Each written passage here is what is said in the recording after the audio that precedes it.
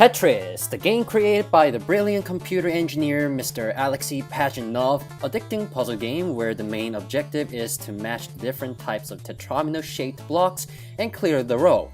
You can complete the single, double, triple, and of course Tetris, and you'll be the champion of this whole world. Yes, the main objective is to get the highest score as possible as you can while performing some rotation and dropping blocks action. It's a simple concept, but its addicting gameplay widespreaded the popularity to the whole world. The simple concept of puzzle entertainment has come through generation to generation, and even the history of the game creation alone was interesting. But I'm not here to talk about the whole complicated story of creation of Tetris, to say the least. But I'm here to talk about the one specific Tetris game that gets onto my mind. Well, surely I will admit, not the most groundbreaking version of Tetris, but definitely was a common game for me as a kid, considering the fact that I had this game on a multi-car a lot, such as 110-in-1 and 115-in-1. Well, ladies and gentlemen, this is a Famicom's bulletproof software version's Tetris. Going through a bit of a history of this particular version, it's quite complicated, but while officially licensed by Nintendo and obtained the quote-unquote license rights from Tengen, Atari's subsidiary company, for the home console market, it never really truly got licensed by the Soviet Union side. Hence, the company's president, Hank Rogers, went to Russia's Alorg by himself to obtain the rights on Tetris for not only the handheld rights, but also a home console market as well.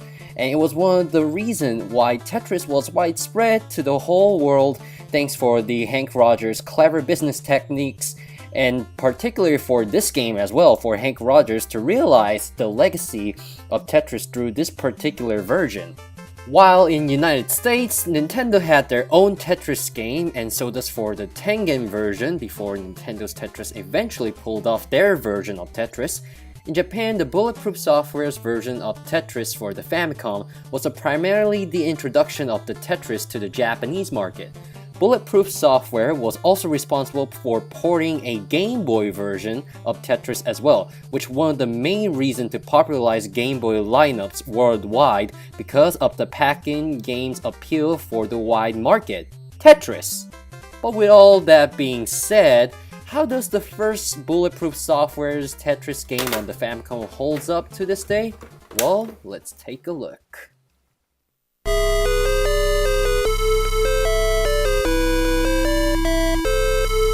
The game was released in December of 1988 to the Japanese market, and this version of Tetris is your standard Tetris game. I've already explained the rules where you have to match up to 4 rows and trying to get the highest score.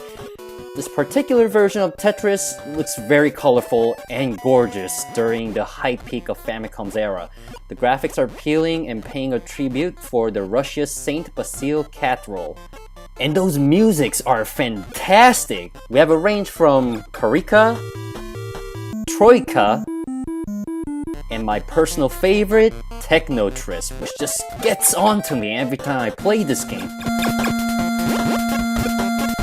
Already from the menu screen, you can choose what stage and round to pick. The stage is the range of the speed on how faster the block would fall down, and round is the amount of what I would recall it as a trash blocks to fill up the lines from the start. And you have to clear 25 lines to complete the round, and correct me if I'm wrong, but this is the only Tetris game where I get to acquire extra lives. Yes, if you lose all 3 lives, the game is over.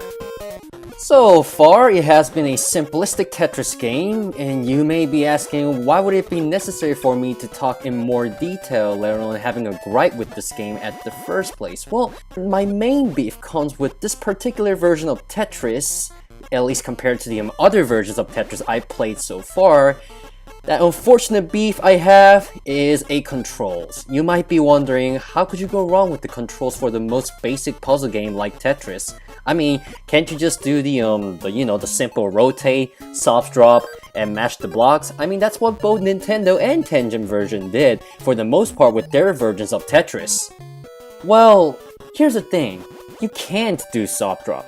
The main being pushing down on the D-pad makes you to rotate the block, which is fine, I guess, but makes you wonder how you can do any of the quick drop. Well, it's A button. Yes, A button, and that's only a hard drop.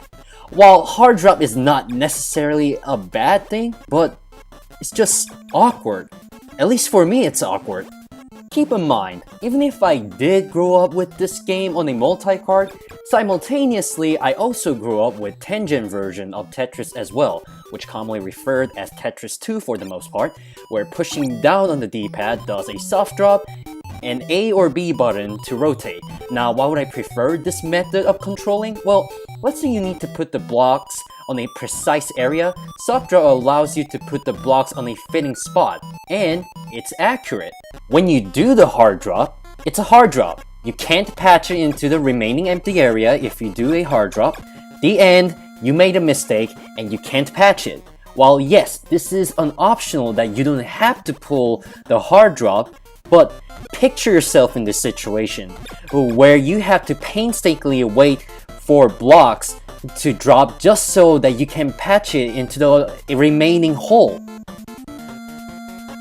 Oh, finally! Anyways, that's the story of the Bulletproof Software's Tetris. Is this my favorite go-to Tetris? Not really. I would prefer a Tengen or Nintendo's Tetris, and modern Tetris game nowadays seems to be better.